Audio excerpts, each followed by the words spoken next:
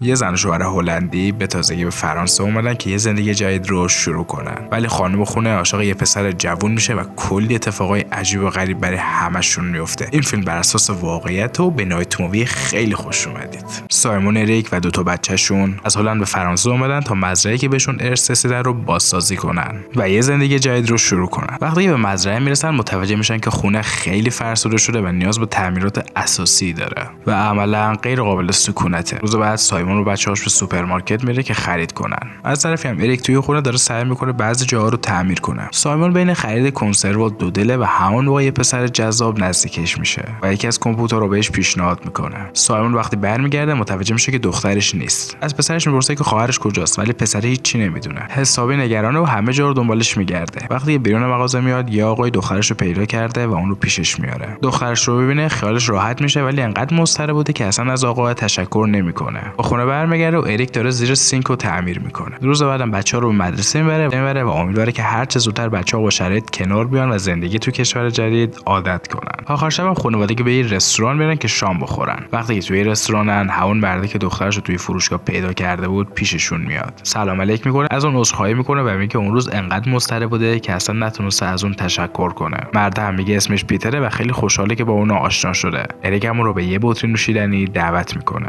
پیتر ازش میپرسه که چطور شده به این شهر اومدن. اونا میگن که یه مزرعه بهشون ارث رسیده و به این شهر اومدن، ولی الان برای تعمیرات خونه حسابی به مشکل برخوردن. پیتر قبول میکنه کمکشون کنه و روز بعد به مزرعهشون میره. چند ساعت بعدم یه تیم بازسازی به اونجا میرسه. همون موقع متوجه میشه اون پسر خوشتیپی که توی فروشگاه کمکش کرده هم جزء کارگراست. یه خورده با هم خوشوبش میکنه و چند ساعت بعد وقتی که سایمون داره تلاش میکنه چوبا رو بشکنه، پسره که اسمش میشل نزدیک میشه و به اون کمک میکنه. بعدش هم خودش رو بهش نزدیک میکنه و نحوه درست گرفتن تبر رو بهش نشون میده. سایمون هم از اینکه یه پسر جوان باش تیک میزنه بعدش نیومده. بعد از اون دنبال بچه‌هاش میره، به خونه میان و یه خورده با هم وقت میگذرونن و عکسای قدیمی مادر بزرگشون رو نگاه میکنن. آخر شب پیتر، اریک و سایمون کنار آتیش نشستن و درباره همه چی با هم دیگه صحبت میکنن. از این طرف هم سایمون به شوهرش میگه که هیچ حس خوبی به پیتر نداره. روز بعد کارگرا به کارشون ادامه میدن و یه خورده هیزم لازم دارن. سایمون هم میره و چرخشو پر از هیزم میکنه و به سمت کارگرا میره. همون موقع میشل میرسه، چرخو ازش میگیره و میگه این بار برای تو زیادی سنگینه. به کارگاه میرسن و هیزم رو توی آتیش میریزن و همون موقع میشل از فرصت استفاده میکنه و دستش رو روی بدن سایمون میکشه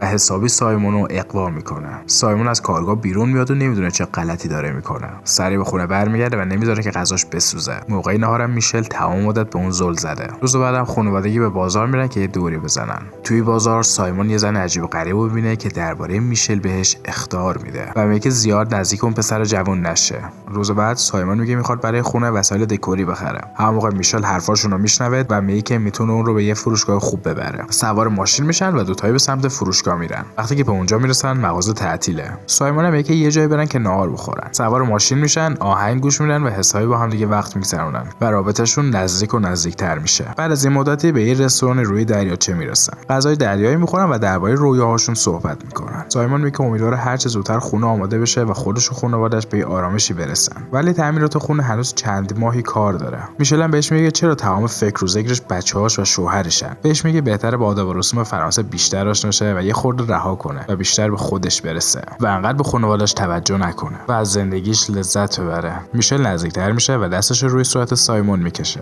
بهش میگه که خیلی خوشگله و بعدم لبای اون رو میبوسه. رابطه اونا خیلی بالا گرفته و همه چی از دست سایمون خارج شده. با اریک توی خونه تماس میگیرن و متوجه میشه که مادرش توی هلند مریض شده. حالش خیلی بده و اریک باید حتما به هلند بره. اریک هم به همسرش میگه که خونه بمونه و حواسش به کارگرا و بچه‌ها باشه و بهش پیشنهاد میده که برای یه مدتی بگه که خواهرش پیشش بیاد و بعدش هم خودش به هلند میره و فردای اون روزم خواهر سایمون به اونجا میرسه.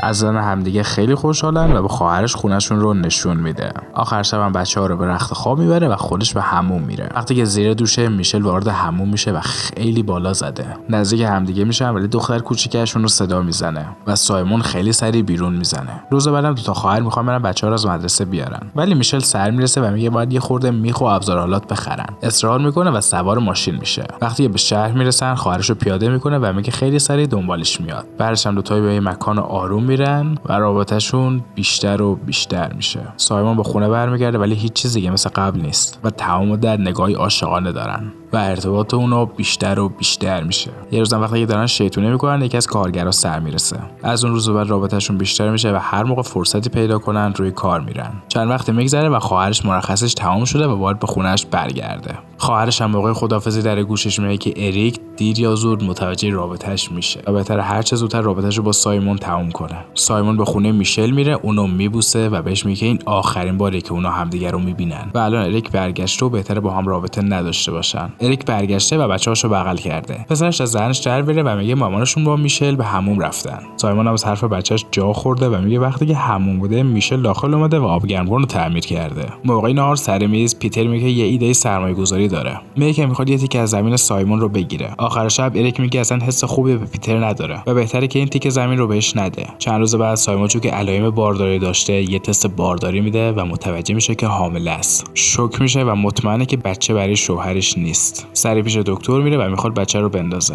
ولی دکتر میگه این کار غیرقانونیه. سایمون حالا حسابی به هم ریخته و نمیدونه باید چه گویی بخوره. وقتی که به خونه برمیگرده پیتر اونو کنار میکشه، عکسای مخفیشو با میشل به اون نشون میده و میگه اگه موقع نهار با پروژه اون موافقت نکنه همه چی رو به شوهرش میگه. موقع نهار پیتر دوباره طرحش رو بیان میکنه ولی این بار سایمون به خاطر اینکه لو نره اون رو قبول میکنه و برای این موفقیتشون جشن میگیرن. آخر شب هم به خونه پیتر میرن و سایمون اونجا متوجه میشه که میشل در واقع پسر پیتر بوده و تمام مدت اون رو بازی دادن. سریعا بیرون خونه توی استبل میره که میشل رو ببینه. الان که دیگه همه چی رو فهمیده به میشل تند میشه و میگه که از اون حامله است و میخواد هر چه زودتر بچه‌ش رو بندازه. بعدش هم میشل میگه که درسته با نقشه بهش نزدیک شده ولی واقعا عاشق اونه. بس که بالا میگیره میشل یه چک به اون میزنه. هم موقع پیتر وارد میشه و همه چیز رو شنیده. حالا که سایمون زیر همه چیز زده پیتر به مزرعهشون میاد که همه چی رو به اریک بگه. سایمون به اریک میگه که زنش حامله است ولی نوه اون رو توی شکمش داره. هم موقع میشل از رو نزدیک میشه. سایمون که این حرفا رو میشنوه پیتر رو هول میده و سرش به زمین میخوره